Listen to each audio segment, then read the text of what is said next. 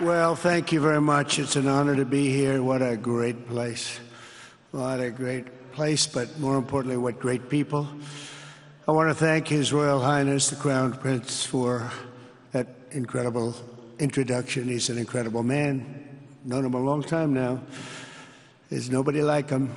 Thank you very much. Appreciate it very much, my friend. And it's a tremendous honor to return to this beautiful kingdom and be welcomed back with such extraordinary generosity and warmth. I've never forgotten the exceptional hospitality showed to us by King Solomon, who's just, we talk about a great man. That is a great man. That is a great man, a great family. And that visit took place exactly 8 years ago. The graciousness of the royal family and the Saudi people is really unsurpassed, no matter where you go. Let me also thank the countless ministers, government officials, business leaders, and distinguished guests for that warm welcome. Very warm, and I know so many of you. I'd like to call out all of your names, but we have a lot of problems. We'd be here for a long time. We don't want that, so don't be upset. With this historic state visit, we celebrate more than 80 years of close partnership between the United States and the Kingdom of Saudi Arabia. Ever since President Franklin Roosevelt met with King Solomon's father, King Abdul Aziz, aboard the USS Quincy in 1945, the U.S.-Saudi relationship has been a bedrock of security and prosperity. Today, we reaffirm this important bond, and we take the next steps to make our relationship closer, stronger, and more powerful than ever before. It is more powerful than ever before.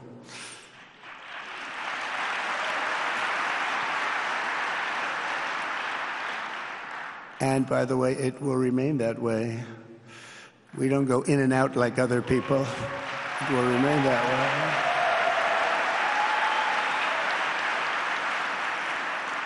I've come this afternoon to talk about the bright future of the Middle East, but first let me begin by sharing the abundance of good news from a place called America.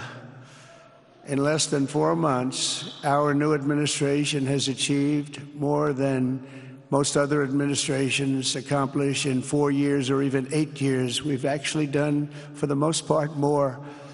The day I took office, we inherited, thank you. Thank you.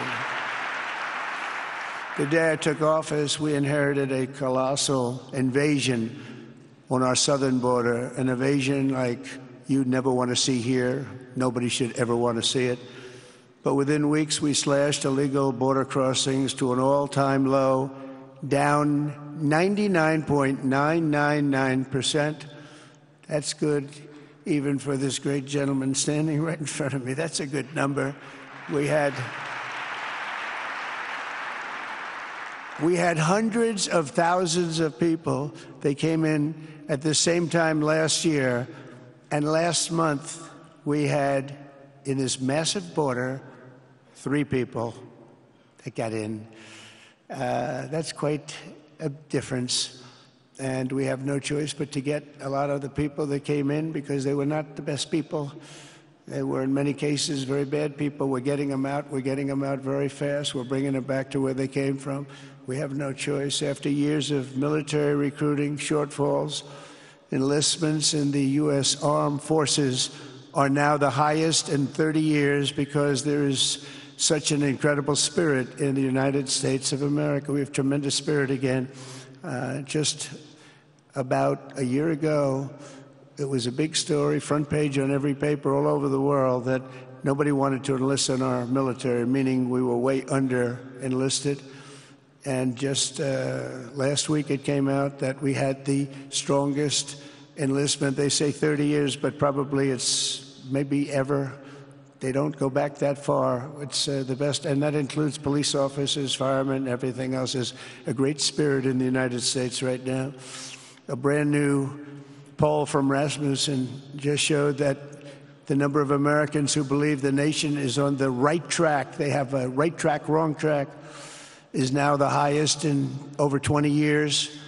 And it hasn't been anything like this because for many years it was the wrong track. And I can tell you for the last 4 years it was definitely the wrong track. But it's the highest it's been in many, many years. We renamed the Gulf of Mexico into the Gulf of America. That was very popular, other than perhaps with Mexico.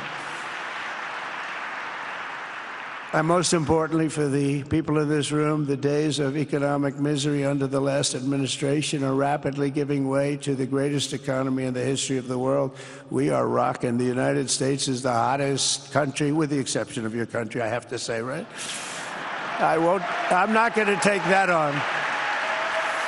No, Mohammed, I'm not going to take that on. Wouldn't that be a terrible thing if I made that full statement? But I will not do it. You're hotter. At least as long as I'm up here, you're hotter. But groceries, gasoline, energy, and all other prices are down with no inflation. We have no inflation, and in a few short weeks, we've created 464,000 brand new jobs. Think of that. It's almost 500,000 jobs created just in a matter of weeks. We just reached a historic trade agreement with the United Kingdom, and over the weekend we reached a breakthrough agreement with China. Both outstanding deals. China's agreed. We have to get it down. We have to get the little details down. And Scott, you're going to work on that very hard, but China's agreed to open up to the United States for trade and everything else.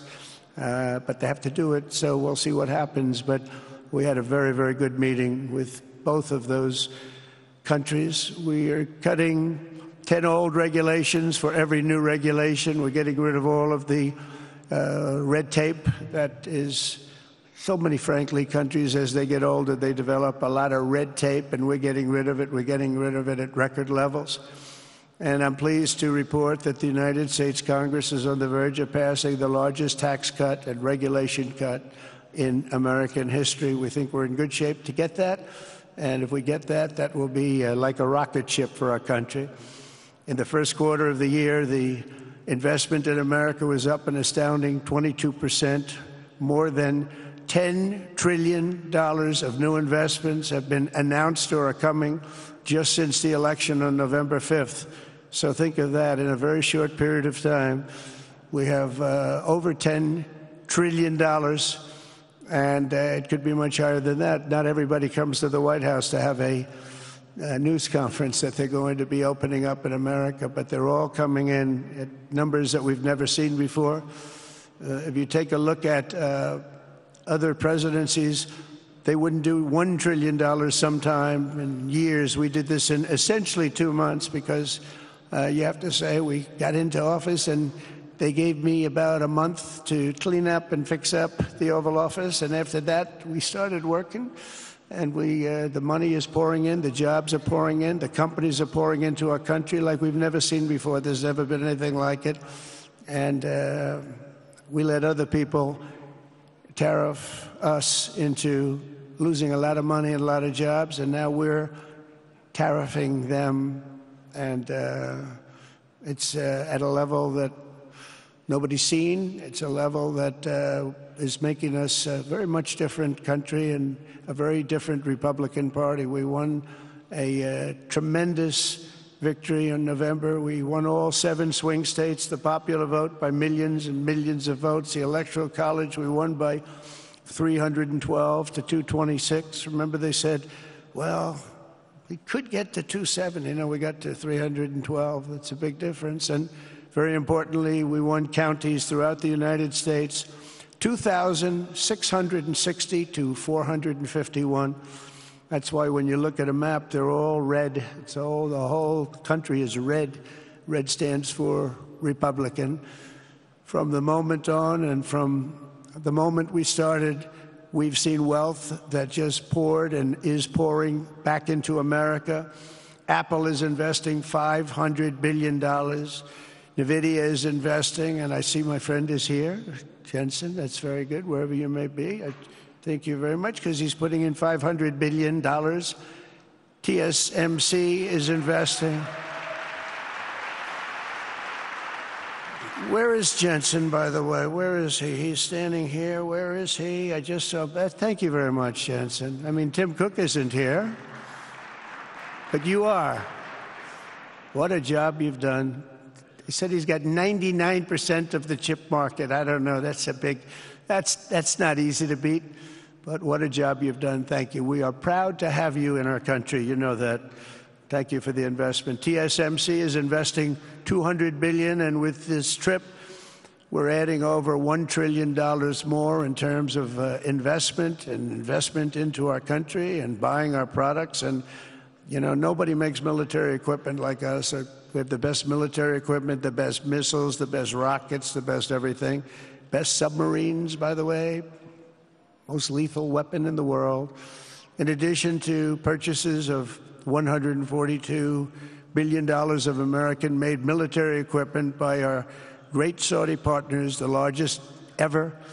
This week there are multi-billion-dollar commercial deals with Amazon, Oracle, AMD. They're all here. Uber, Qualcomm, Johnson & Johnson, and many, many more. So I want to congratulate everybody. So many great business executives, many of you, most of you I know. And they're coming in, you know, about a month ago. They weren't that happy when they saw me. And now they're saying, sir, you're doing a great job. Thank you very much. It's amazing what a rising market will do. Oh, it's going to get a lot higher. In fact, I told people 5 weeks ago, this is a great time to buy. I got criticized for that. Now they don't criticize me anymore. People should have listened. But it's going to go a lot higher. You see, we've never had anything like this happen. It's an explosion of investment and jobs, and great companies are coming in. Never seen anything like it. There's no better place to make a future or make a fortune, or do anything, frankly, than what we have in the United States of America under a certain President, Donald J. Trump. I have the right attitude. I have the same attitude that the people in the front row, second row, third row have. As you get back, perhaps they start to wane a little bit in terms of their view. But they understand, and we're doing what a lot of smart people would do. And we're not necessarily being politically correct. You saw what we did yesterday with health care. We've cut our health care by 50 to 90%. You're going to see drugs and pharmaceuticals come down at numbers that nobody has ever seen. And drugs, pharmaceuticals, we think will be dropping. And it will be a redistribution of costs with other nations, which really took advantage of a very nice group of people that ran our country. But not only is this a time of incredible excitement in the United States, it's also an exhilarating period right here in the Arabian Peninsula. Beautiful place, by the way. Beautiful place. Exactly. Thank you.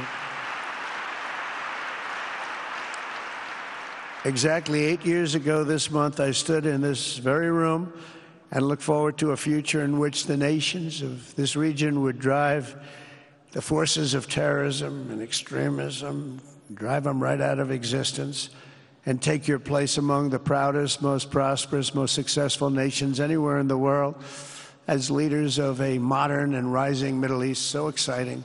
So exciting. Mohammed, do you sleep at night? How do you sleep? Huh? Just thinking.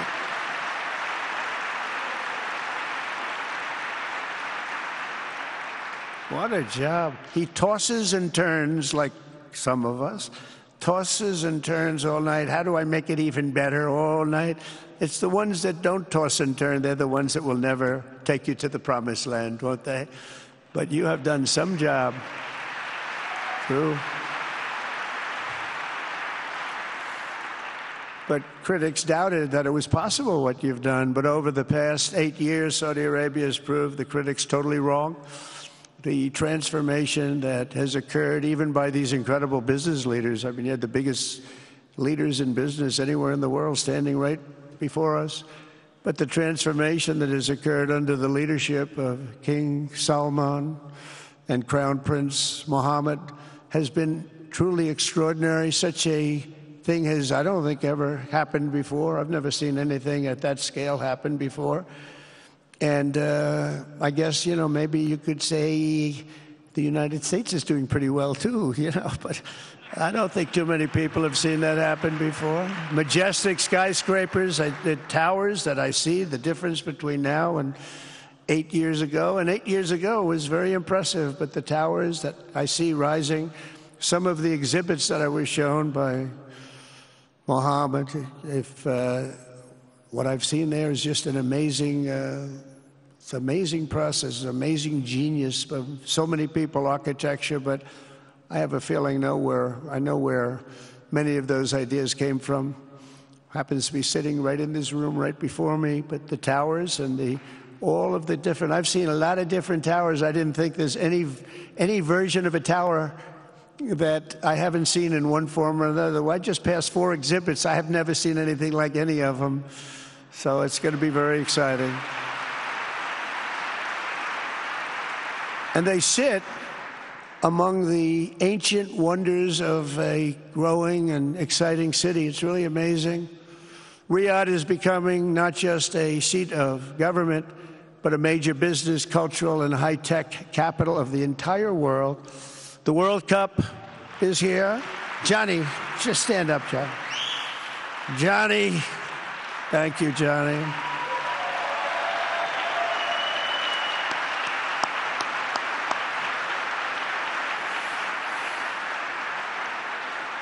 Great job, Johnny, great job. But the World Cup and the World Expo will soon be coming here, just like the World Cup is coming to the United States. It's going to be really exciting next year.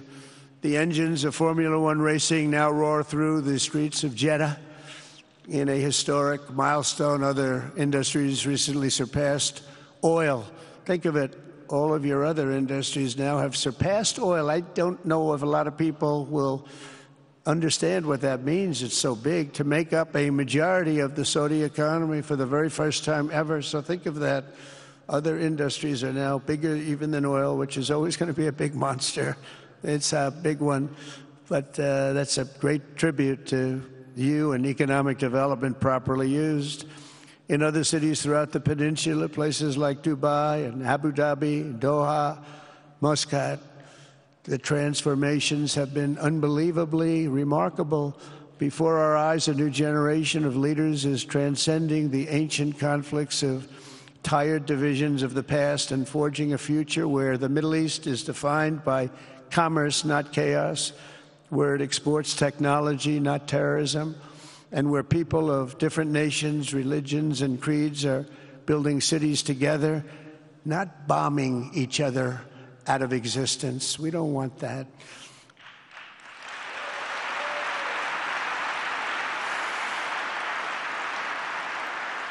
And it's crucial for the wider world to note this great transformation has not come from Western interventionists or flying people in beautiful planes giving you lectures on how to live and how to govern your own affairs. No, the gleaming marvels of Riyadh and Abu Dhabi were not created by the so-called nation builders, neocons, or liberal nonprofits like those who spent trillions and trillions of dollars failing to develop Kabul, Baghdad, so many other cities. Instead, the birth of a modern Middle East has been brought by the people of the region themselves, the people that are right here, the people that have lived here all their lives, developing your own sovereign countries, pursuing your own unique visions and charting your own destinies in your own way. It's really incredible what you've done. In the end, the so-called nation builders wrecked far more nations than they built, and the interventionists were intervening in complex societies that they did not even understand themselves. They told you how to do it, but they had no idea how to do it themselves. Peace, prosperity, and progress ultimately came not from a radical rejection of your heritage, but rather from embracing your national traditions and embracing that same heritage that you love so dearly.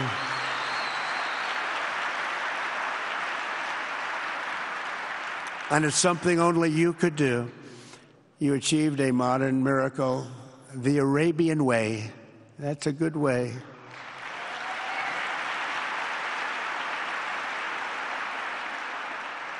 Today, the Gulf nations have shown this entire region a path towards safe and orderly societies with improving quality of life, flourishing economic growth, expanding personal freedoms, and increasing responsibilities on the world stage.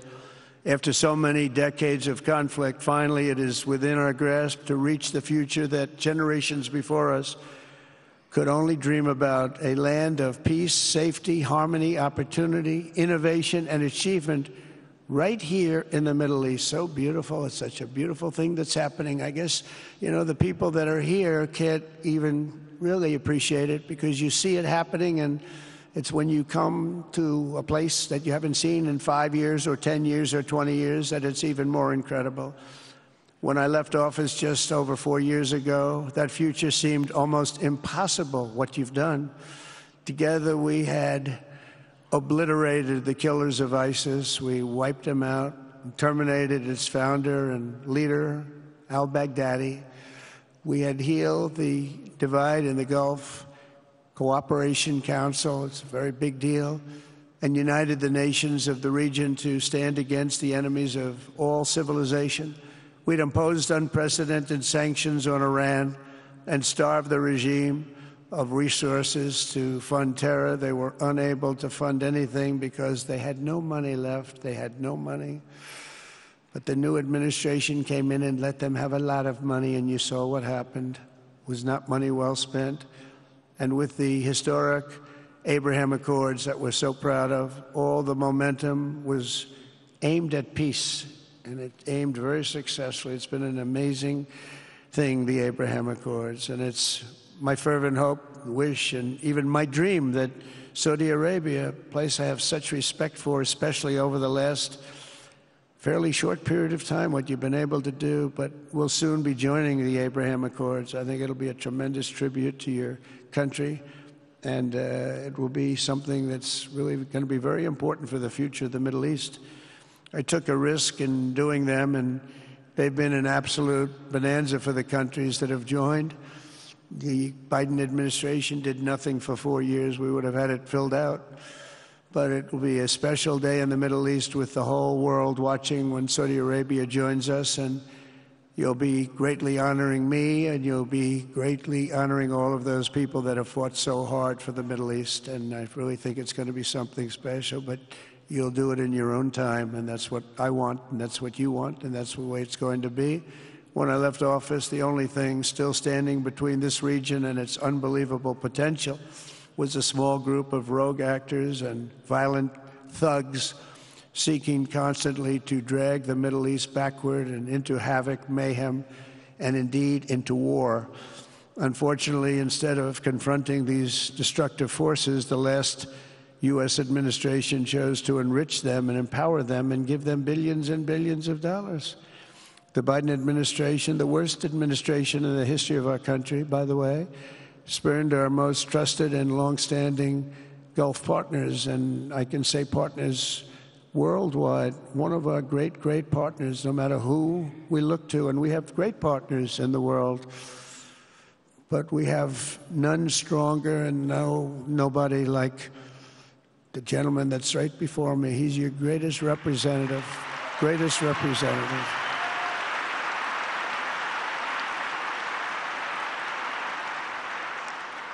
And if I didn't like him, I'd get out of here so fast. You know that, don't you? He knows me well. I do. I like him a lot. I like him too much. That's why we give so much, Too much. I like you too much.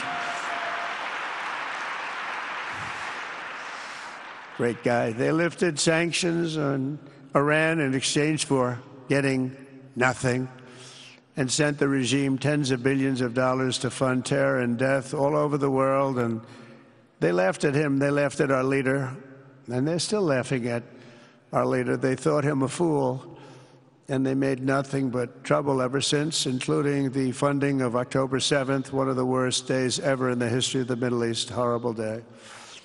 Biden removed the Houthis from the list of foreign terrorist organizations, even while missiles and drones were being launched right here at your beautiful city of Riyadh and launched at ships if they happened to be sailing in the wrong location. The Biden administration's extreme weakness and gross incompetence derailed progress toward peace, destabilized the region, and put at risk everything we had worked so hard to build together. And when you think of the great achievements that you've made, to do it in light of a pretty hostile administration, an administration that was not a believer, it makes your achievements even greater. Makes them even greater. You know that.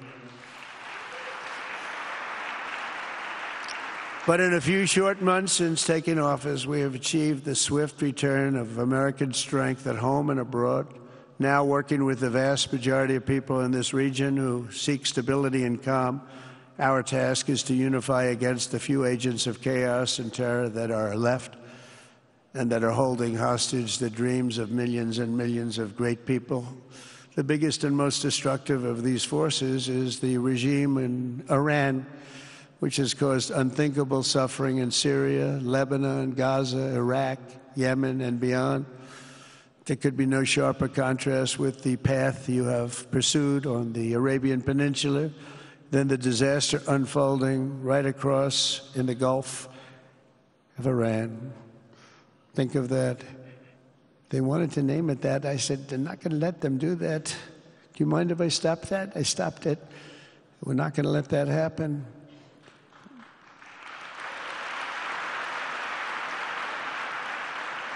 While you have been constructing the world's tallest skyscrapers in Jeddah and Dubai, Tehran's 1979 landmarks are collapsing into rubble and dust. They had it going for a little while under a much different system, but those buildings are largely falling apart, falling down, while you're building some of the world's biggest and most incredible infrastructure projects.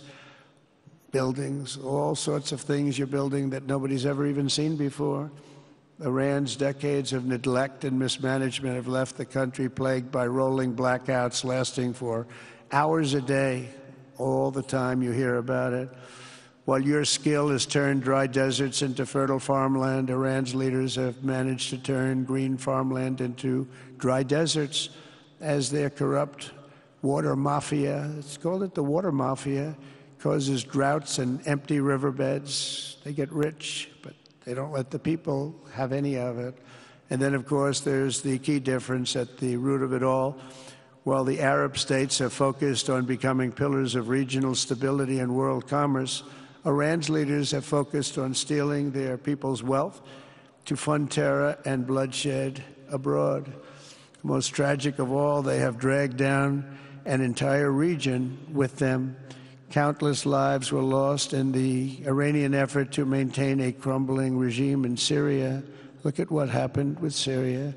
In Lebanon, their Hezbollah proxies have pillaged the hopes of a nation whose capital, Beirut, was once called the Paris of the Middle East. Can you imagine?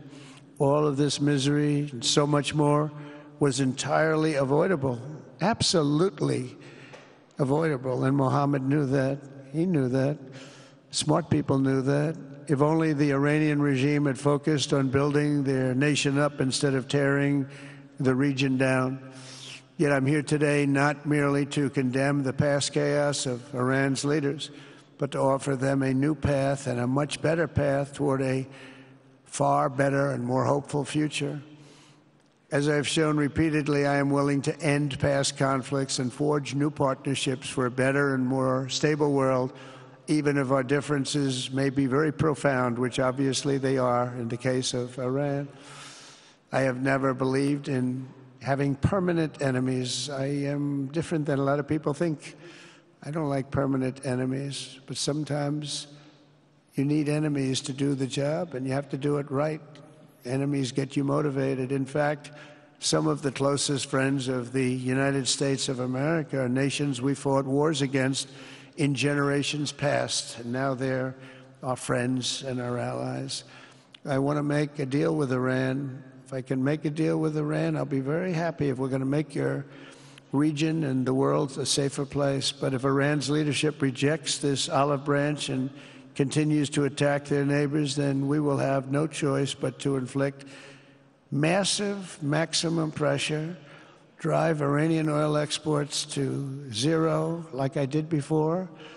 If you know that, they were a virtually bankrupt country because of what I did. They had no money for terror. They had no money for Hamas or Hezbollah, and take all action required to stop the regime from ever having a nuclear weapon. Iran will never have a nuclear weapon.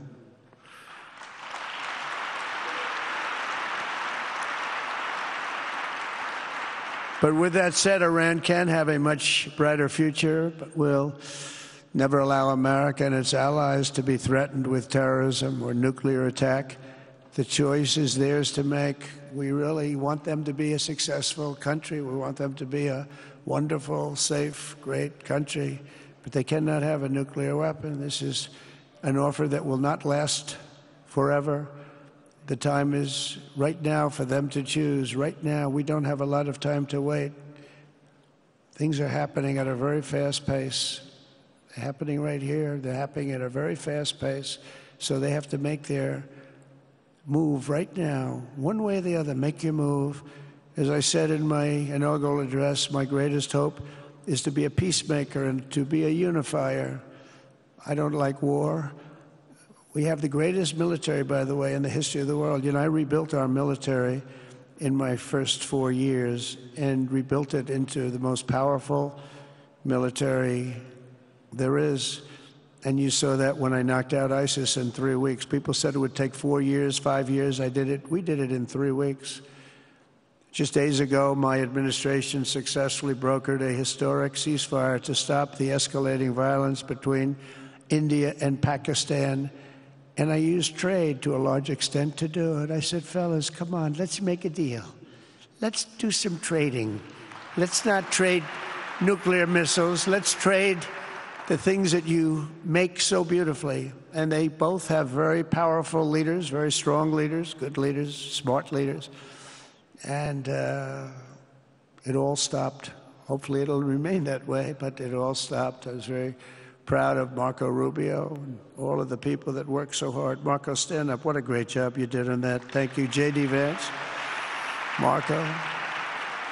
The whole group worked with you, but it was a great job. And I think they're actually getting along. Maybe we can even get them together a little bit, Marco, where they go out and have a nice dinner together. Wouldn't that be nice? But we've come a long way, and it could be, you know, millions of people could have died from that conflict that started off small and was getting bigger and bigger and bigger by the day. I've also been working relentlessly to end the terrible bloodshed between Russia and Ukraine, and very importantly, talks are being held in Turkey later this week, probably on Thursday, and they could produce some pretty good results. Our people are going to be going there. Marco's going to be going there. Others are going to be going, and we'll see if we can get it done. 5,000 people, young people for the most part, soldiers from Ukraine, soldiers from Russia. They're not from here and they're not from the United States, but they're souls. They're souls. I think usually, mostly, they're young, beautiful souls that left their parents waving goodbye, left their brothers and sisters. Goodbye, I'll see you soon. And they got blown to pieces. 5,000 on average a week are dying. And people are dying elsewhere in the region, but tremendous numbers like we haven't seen since World War II are dying, and I want to stop it. I want to stop it. It's a horrible war. Would have never happened if I were president. That's a war that would have never happened. October 7th would have never happened if I were president, because Iran had no money to pay Hamas or anybody else. They had no money. They were not looking to take care of them. They had to take care of themselves. They had no money. We stopped their oil effectively with the embargoes and sanctions. But let me take this opportunity to thank the Kingdom of Saudi Arabia for the constructive role that you've played in facilitating the Ukraine talks. And it really is, you've been amazing. You've made everything available to us. Thank you very much. Thank you. And if we get that settled, we'll pay a special tribute to what you've done. You really did lay a great groundwork. Thank you very much. Appreciate it. The West should not be dragging itself backward into another endless war in Europe, yet another endless war.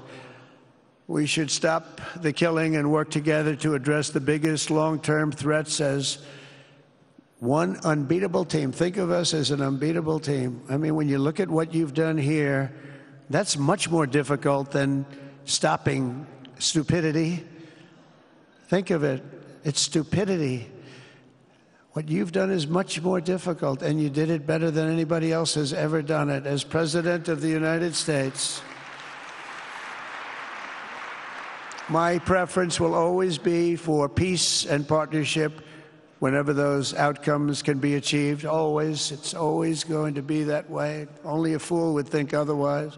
In recent years, far too many American presidents have been afflicted with the notion that it's our job to look into the souls of foreign leaders and use U.S. policy to dispense justice for their sins. They loved using our very powerful military, and now it's really the most powerful it's ever been. We just are getting a budget approved, $1 trillion, highest budget we've ever had in history for military, $1 trillion. And we're getting the greatest missiles, the greatest weapons. And, you know, I hate to do it, but you have to do it because we believe in peace through strength. You have to have the strength, otherwise bad things could happen. But hopefully we'll never have to use any of those weapons.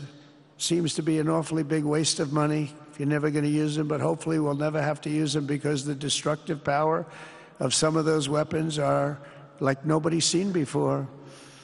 I believe it is God's job to sit in judgment, my job to defend America, and to promote the fundamental interest of stability, prosperity, and peace. That's what I really want to do. I will never hesitate to wield American power if it's necessary to defend the United States or to help defend our allies.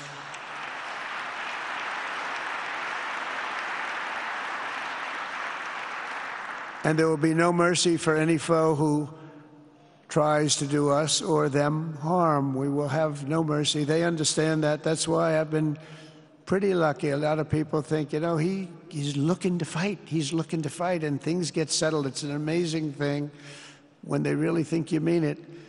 But we do. We have the greatest military, the strongest military, stronger than any. Nobody's even close. We have the best weapons in the world, but we don't want to use them. If you threaten America or our partners, however, then you'll be faced with overwhelming strength and devastating force. We have things that you don't even know about, you don't hear about, and if you did, you'd say, wow. In recent weeks, following repeated attacks on American ships and freedom of navigation in the Red Sea, the United States military launched more than 1,100 strikes on the Houthis in Yemen. As a result, the Houthis agreed to stop. They said, we don't want this anymore. It's the first time you've heard that from them, too. They're tough. They're fighters. But just days ago, we were asked to cease targeting commercial. They were not going to be targeting commercial ships in any way, shape, or form, or anything American. And they were very happy that we stopped. But we had 52 days of thunder and lightning like they've never seen before. This was a swift, ferocious, decisive, and extremely successful use of military force. Not that we wanted to do it, but they were shooting down ships. They were shooting at you. They were shooting at Saudi Arabia. We don't want them shooting at Saudi Arabia, if that's okay. So we hit them hard. We got what we came for, and then we got out. Since January 20th, the U.S. military has terminated 83 terrorist leaders operating across Iraq, Syria, and Somalia, including ISIS's #2 global leader. You read about that just recently. With the help of Pakistan, we apprehended the ISIS terrorists responsible for the attack on 13 American service members at Abbey Gate, that horrible, horrible disaster. During this Afghanistan withdrawal, you know, that's another thing that we don't even think about so much anymore. 13 died, but 42 were horribly wounded. But hundreds of people died overall, because I count the people on the other side. Hundreds of people just grossly incompetent. It's probably why Putin decided to go into Ukraine, something he never would have done if I were president. But we wouldn't have had the problems of October 7th if I were president. We wouldn't have had Ukraine, Russia if I were president.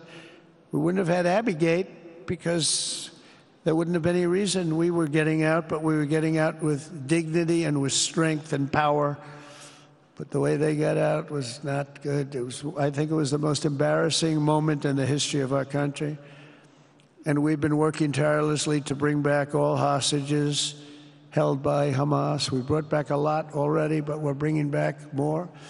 This weekend, we successfully negotiated the release of the last American hostage, Edan Alexander. Just came out a few hours ago, and we continue to work to get that war ended as quickly as possible. It's a horrible thing that's taking place. All civilized people must condemn the October 7th atrocities against Israel, which would never have happened again if you had probably a different president, but definitely if you had me as president. The people of Gaza deserve a much better future, but that will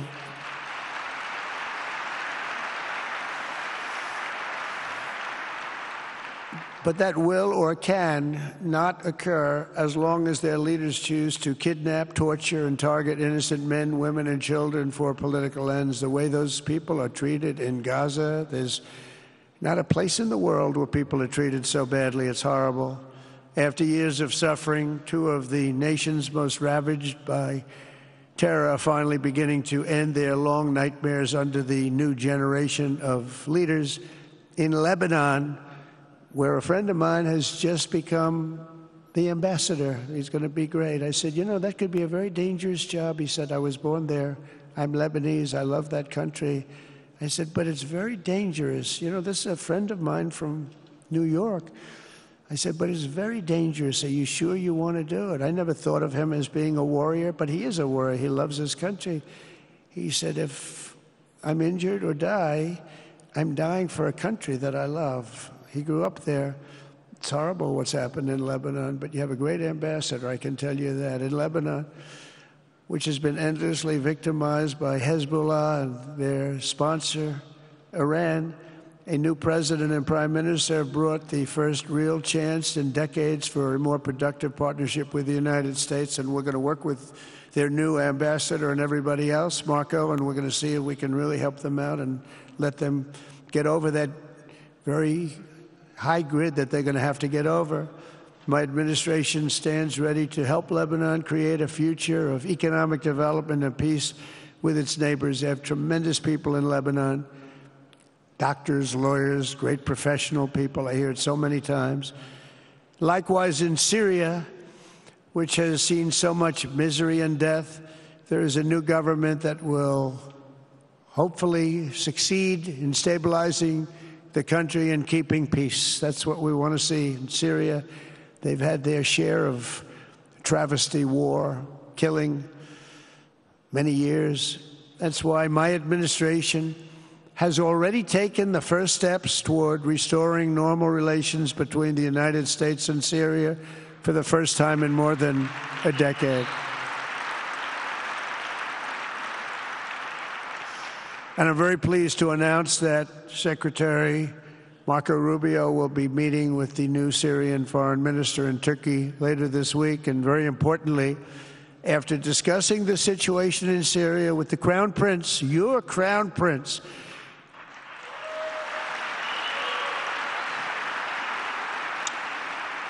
and also with President Erdogan of Turkey, who called me the other day and asked for a very similar thing, among others, and friends of mine, people that I have a lot of respect for in the Middle East. I will be ordering the cessation of sanctions against Syria in order to give them a chance at greatness.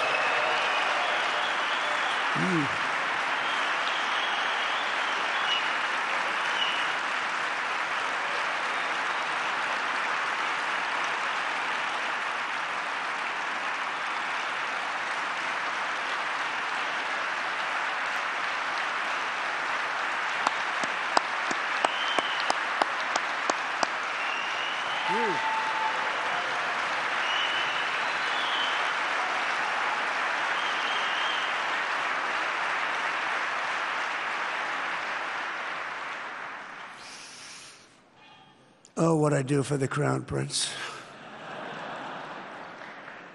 The sanctions were brutal and crippling and served as an important function, nevertheless, at the time. But now it's their time to shine. It's their time to shine. We're taking them all off, and they're going to have, I think they're going to have, based on the people and the spirit and everything else that I'm hearing about.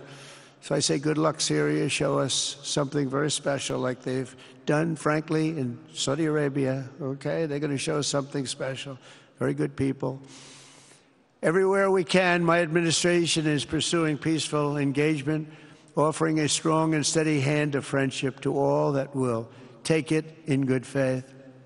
Together, we have made unprecedented strides and tremendous progress, and we're still just at the dawn of the bright new day that awaits for the people of the Middle East, the great, great people of the Middle East. If the responsible nations of this region seize this moment, put aside your differences and focus on the interests that unite you, then all of humanity will soon be amazed at what they will see right here in this geographic center of the world. It really is. It's like a center of the world and the spiritual heart of its greatest faiths. For the first time in 1,000 years, the world will look at this region not as a place of turmoil and strife and war and death, but as a land of opportunity and hope, just like you've done right here, a cultural and commercial crossroads of the planet. Security and stability will lift millions into lives of safety and success, and the nations of this region will be free to realize your highest destinies, honor your proud histories, harness amazing new opportunities, and bring incredible glory to Almighty God.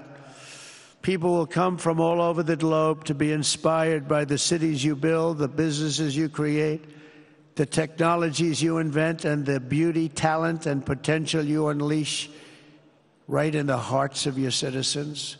Each of you will be able to take tremendous pride in the legacy you will leave to your children, because you will have given them the ultimate blessings of prosperity and peace. So important.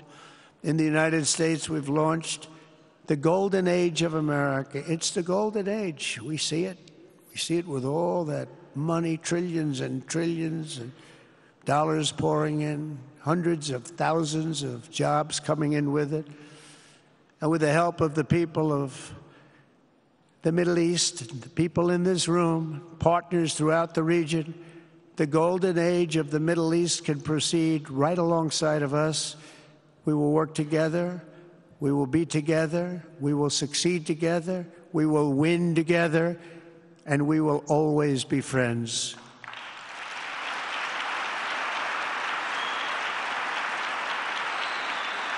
Thank you.